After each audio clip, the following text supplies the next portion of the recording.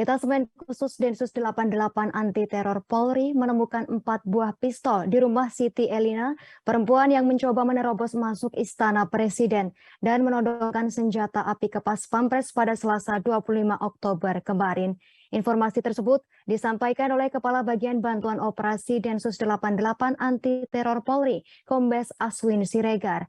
Ditemukannya 4 buah senjata tersebut seusai Polri melakukan penggeledahan di rumah Siti Elina.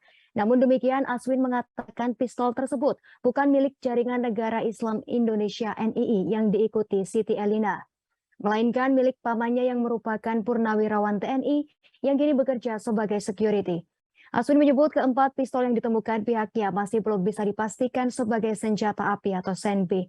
Lantaran pistol tersebut masih dalam tahap pengecekan untuk memastikan apakah masuk dalam kategori SNP senjata rakitan atau airgun.